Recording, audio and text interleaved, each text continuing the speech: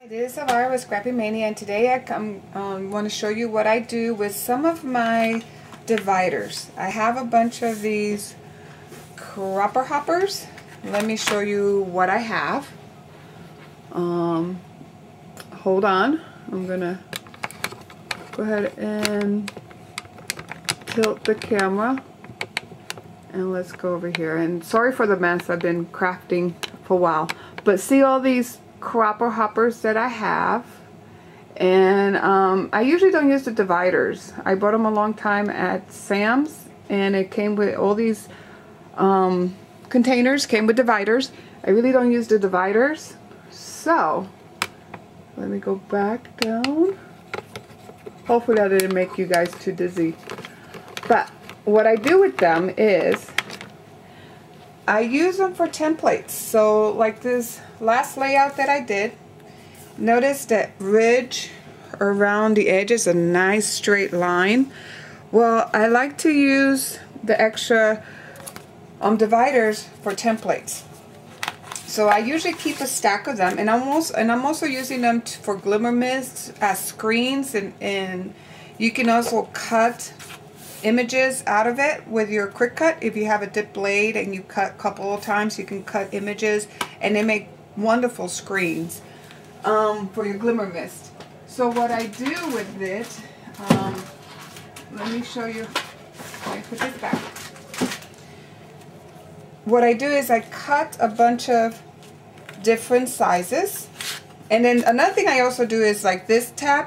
I usually use this, like I don't have the Tim Holtz tab die cutter, and sometimes you know how it is with the Cricut. You don't really want to like bring the cartridge out, turn the machine on, and sometimes I prefer to do things by hand because it's a lot quicker than trying to bring my Cricut out and cut with it.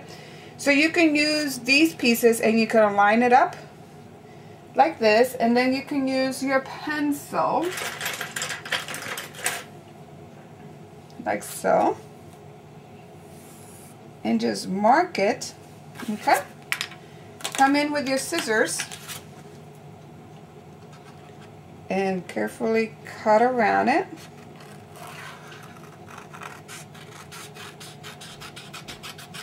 And there you have an instant tab.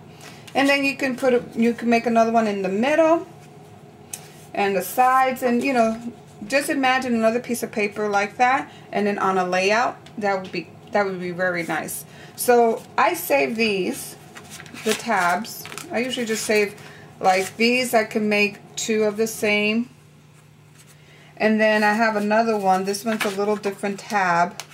So then I can use this one for two tabs, one and then one side by side. This one didn't come with a middle tab like these came with.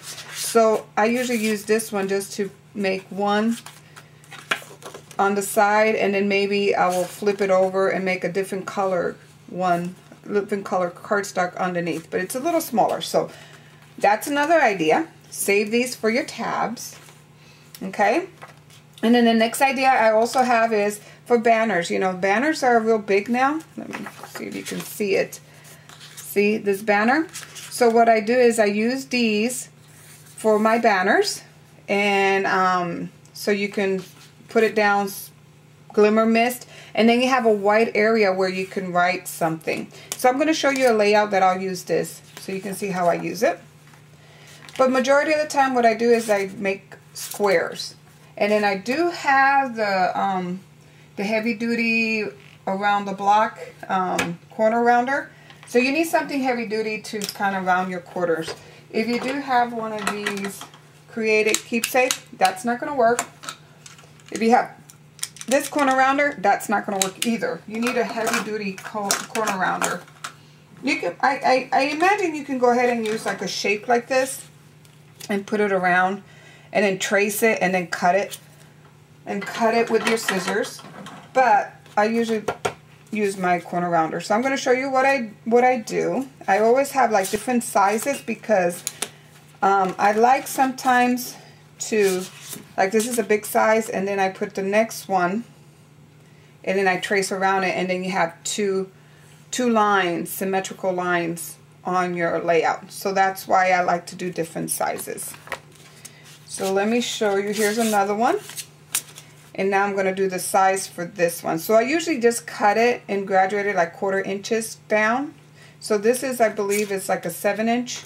And then I use this 6 3/4. And then I cut another one 6 1/2 and so forth. So let me show you how it works.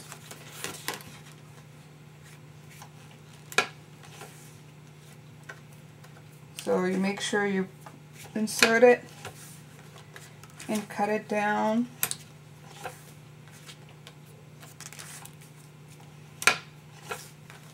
And that's it. And there you have perfect corners. And now when I do my layout, I can go ahead and layer these two together. Put a trace it with a dark pen around the edges, and then put the next one on, and then trace it again, and I'll have 2 thin lines next to each other. So I hope you like this tutorial. I hope I inspire you to and be creative using your leftover dividers, paper dividers, if you have any of those. You can also use, sometimes you do get packaging that has this kind of plastic on there. You can use that too. And come back to see me for some more later. Thank you. Bye.